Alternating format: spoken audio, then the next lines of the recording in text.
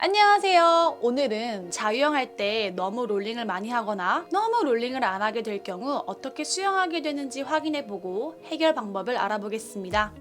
효율적인 수영을 위해서는 좌우 롤링을 해야 합니다. 하지만 롤링을 하더라도 코어에 힘을 받아서 몸통의 중심이 꼭 지켜져야 하는데요.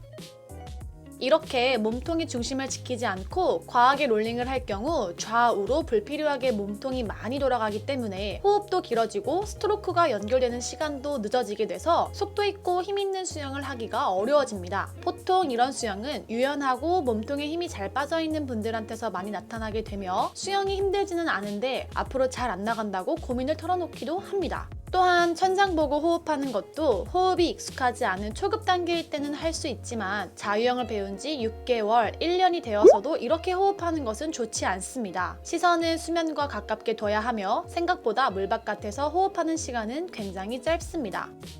그리고 입수했을 때 손바닥의 방향을 보세요. 마치 문고리를 열듯 손바닥이 움직이고 있습니다. 손바닥은 아래를 향하고 있어야 중심 잡기가 더 편합니다. 몸통의 중심은 정말 중요합니다. 중심선이 넘어간 롤링은 배영도 아니고 자유형도 아닌 애매한 영법을 만들어내고 앞으로 추진하는데 전혀 도움되지 않습니다. 수영 처음 배울 때 몸에 힘을 빼야 한다는 이야기를 많이 듣게 되는데요. 너무 힘을 빼도 좋지 않습니다. 자유형 할 때는 배면이 보일 정도로 롤링하지 않아야 하며 몸통 중심에 힘을 줘야 한다는 것을 꼭 기억해주세요.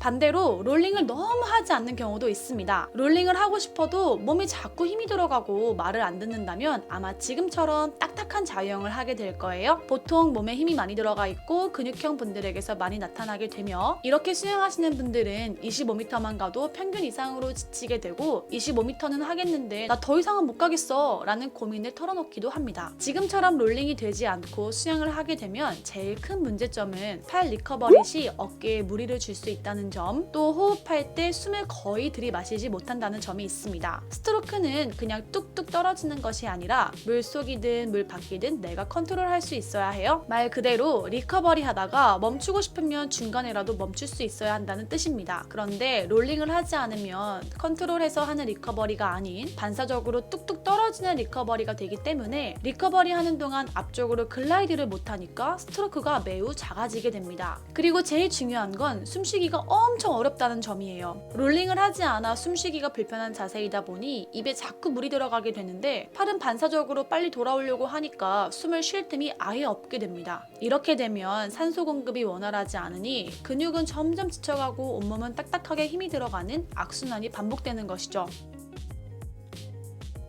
두 가지에 공통적으로 도움되는 연습은 바로 사이드킥입니다. 사이드킥은 자유형 할 때 좌우 몸통의 롤링이 자연스럽게 연결되기 위해 측면 중심을 잡아주는 보조 운동인데요. 몸통이 과하게 뒤집어지지 않게 측면 자세의 중심을 익힐 수 있고 어깨가 충분히 열려있기 때문에 반복적으로 호흡을 연습할 수도 있습니다. 측면 유선형과 킥이 충분히 뒷받침될 만큼 연습이 되었다면 자유형을 연결시켜주세요. 롤링하지 않는 자유형은 소스 없는 비빔면입니다. 비빔면 소스 없이도 먹을 수 있는데 맛이 안 나죠? 비빔면에 어울리는 소스를 넣어준다면 훨씬 맛있게 먹을 수 있습니다. 그 소스는 바로 사이드킥입니다. 많은 분들이 물잡기 하이에버에 집중하시는데 그 물잡기도 몸통의 중심, 스트림라인을 유지할 수 있는 킥이 기반이 되어야 더 큰 시너지를 낼 수 있습니다. 오늘은 TLR, TMR에 대해서 알아보고 그에 도움되는 사이드킥을 알려드렸습니다. 사이드킥으로 교정해보세요. 그럼 이번 주도 즐거운 수영하세요. 감사합니다.